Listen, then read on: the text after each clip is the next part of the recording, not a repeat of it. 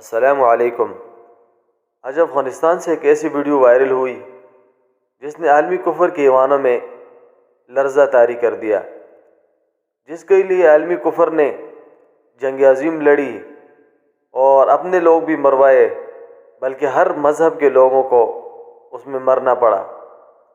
اور اس کے بعد مسلمان ممالک کو چھوٹے چھوٹے ممالک، خطوں اور جغرافیائی حدود میں تقسیم کر کے امت کو تقسیم کیا، اور جس کا سب سے بڑا نقصان مسلمان کو یہ ہوا کہ مسلح کی امامت اور ملت کی امامت یعنی خلافت، ان دونوں کو الگ الگ کر دیا۔ کیونکہ جب مسلح کا امام ہی ملت کا امام رہے تو ملت اس کی بات بھی یکجا ہوگی اور ملی وحدت رہے گی، اور جس کی بدولت مسلمان غالب رہیں گے۔ آج دنیا نے تقریباً صدی ہونے کو ہے کہ اس کے بعد پھر ایک ایسے دنیا کے خطے پہ وہ منظر دیکھا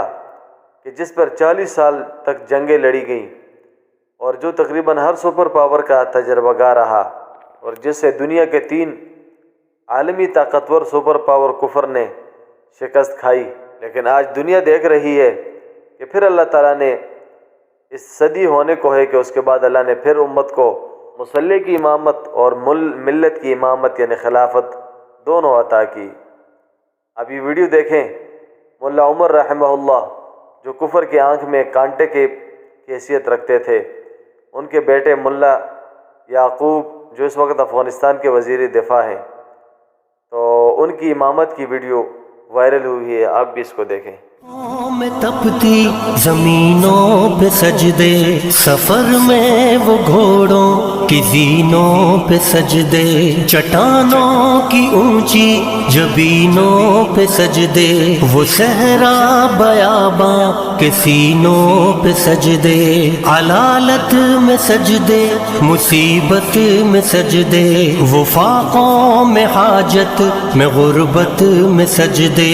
وہ جنگ و جدل میں